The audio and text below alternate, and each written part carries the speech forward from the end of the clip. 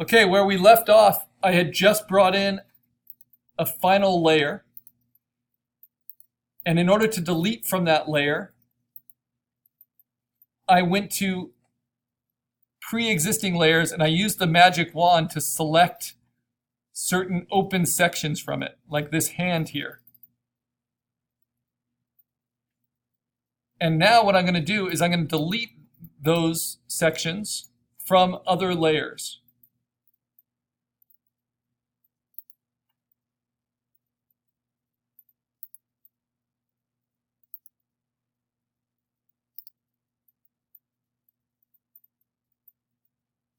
And then I'm going to delete it from the newest layer.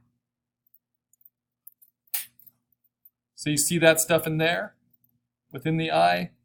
When I hit delete, that's all gone. But then I might decide, well, actually, I want that. So you can alter your selections. So I'm going to go back to my magic wand. I'm going to go back to the layer where I got that one, and I'm going to hold down Option. So just like Magic Wand can add selections and you hold down Shift and it can add a whole bunch, you can hold down Option and you can delete from your selection. So I'm going to delete just that eye from my selection, and it still has all these other little selected areas.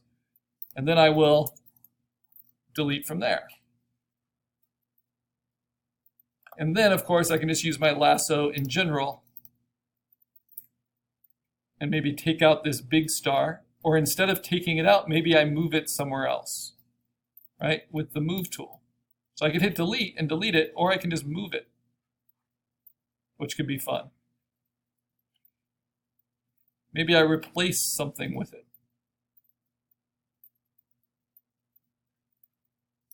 And I can transform it just like I would a whole layer. I can rotate it, I can flip it.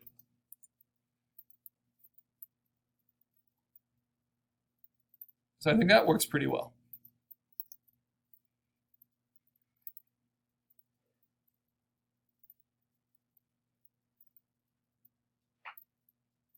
Okay. Now we're not going for absolute perfection here. I'm going to hit Command D to deselect. And then I'm thinking, okay, maybe I want to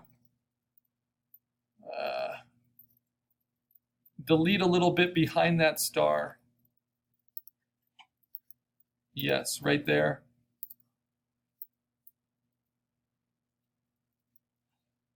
And so you can be pretty merciless in how you cut away from things.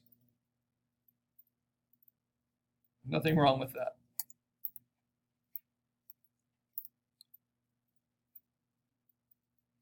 And if this was going to be a fine art print that I would sell, I'd be spending a lot of time, really making careful decisions about what got left in and what didn't. But the good news is, like Arturo Herrera's work,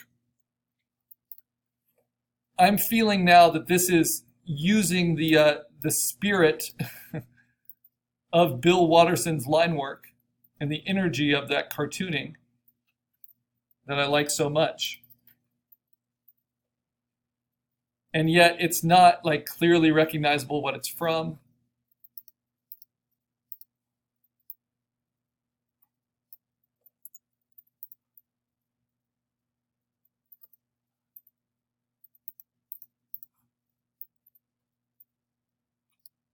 Let's see.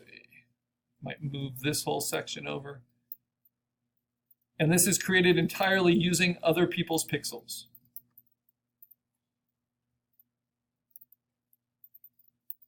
So we've learned how to bring in layers. We've learned how to search for the right resolution. We've learned how to transform, warp, scale, rotate. These are huge things that are major components of compositing that we'll keep returning to. And their skill sets we'll keep practicing until they come very naturally.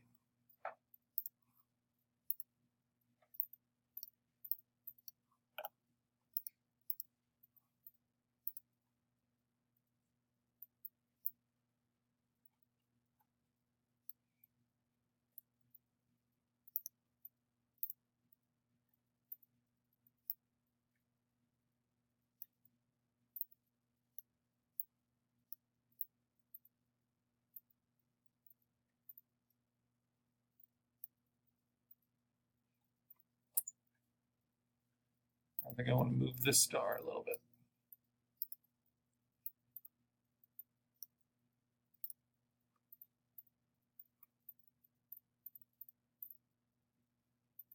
Okay.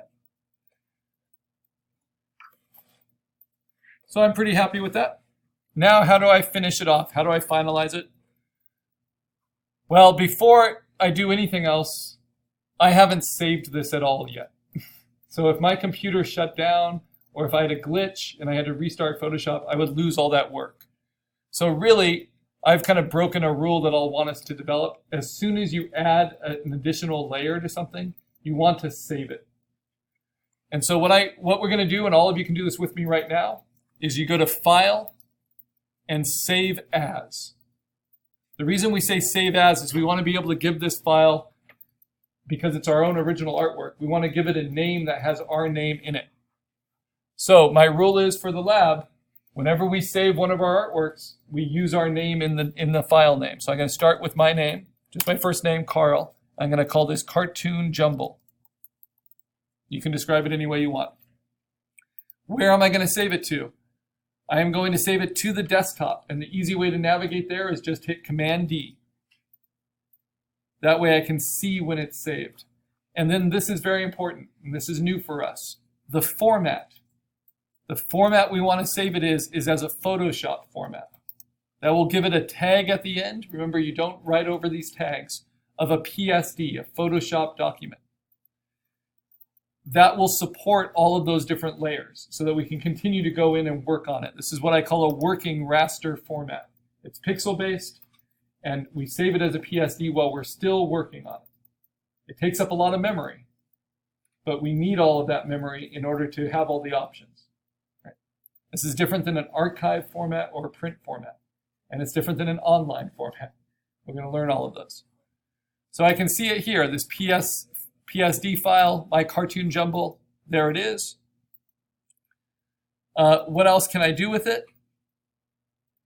Well, how do I save it so I can actually put it onto Photobucket and submit it?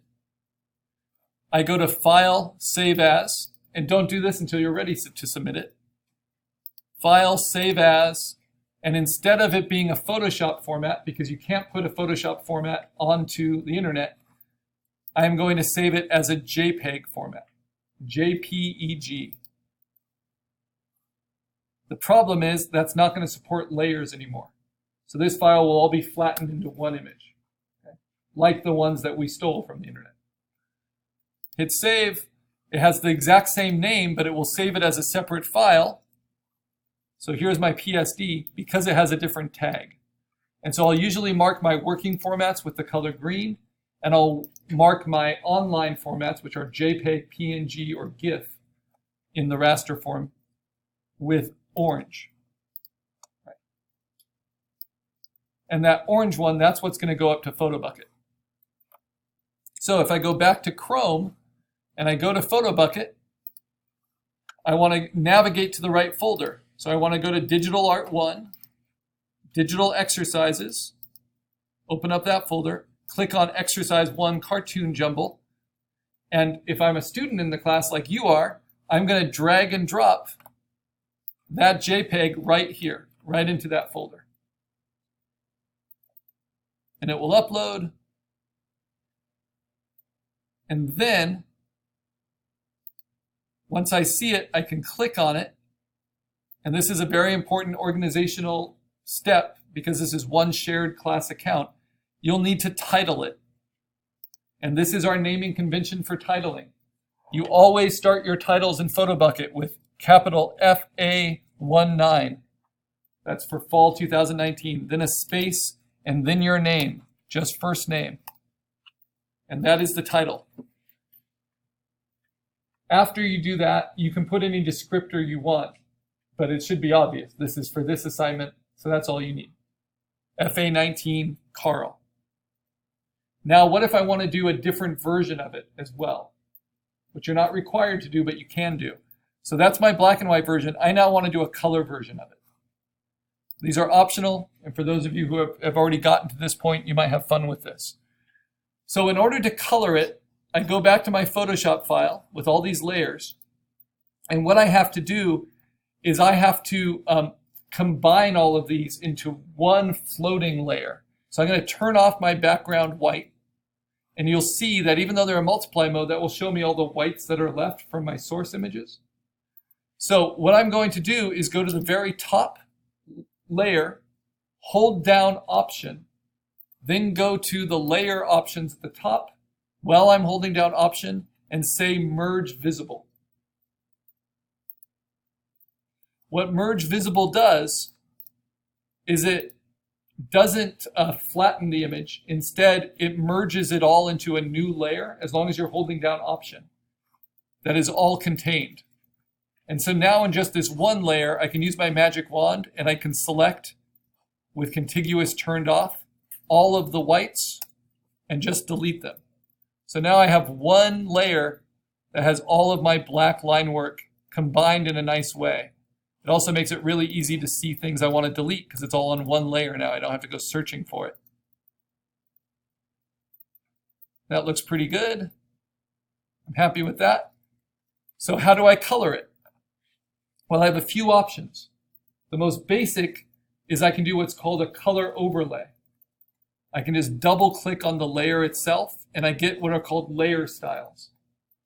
And I can just click on color overlay and then I can pick a color from that and it will just change the black pixels into a different color. You know, anything I want. Now what I love about doing layer styles is that they're not permanent. They're like costumes that your layer can wear.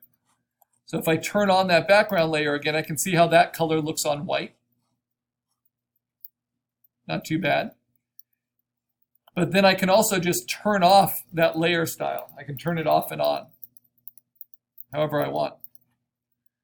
And I can, if I double click on it, I can do more to it. So for instance, I can take that color overlay that I just did, and instead of it being 100% opaque, I can take its opacity down to 50% or 48%.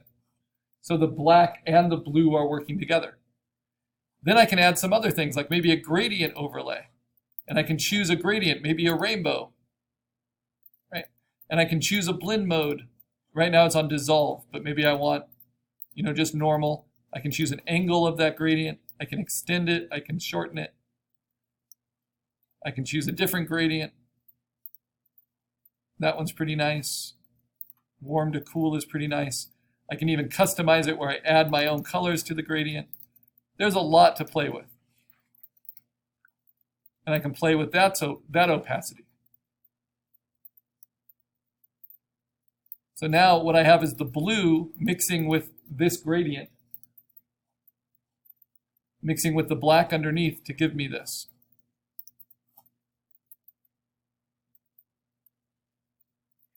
Pretty nice. So that's one way. And again, I can just turn those off and on. In fact, I think I want to take the opacity down a little bit on each one.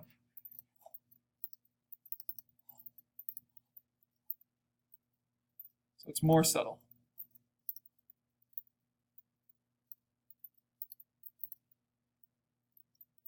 And I'll change the blue to dissolve, so you get that little bit of paper texture in there.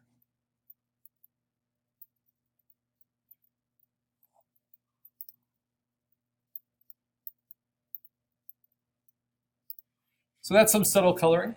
So that's one way we can color it. And if I like that, I can then say File, Save As. And now, because I'm going to save this also as a JPEG, I need to change the name. So I'm going to say dash color at the end of my name, then say Format to the desktop as a JPEG, Save. And when you save as a JPEG, you're going to get this JPEG options. And now that I've added overlays and styles, what I'm going to ask you to do for Photobucket so that it loads quickly into Photobucket is we're going to try to only upload things that are 5 megabytes or smaller. So right now it's 14 megabytes at this quality. What's great about JPEGs is I can slide that down until it's below 5 megabytes. So that's a quality of 7, which is just fine. This is just for online viewing, not for printing. And now I have a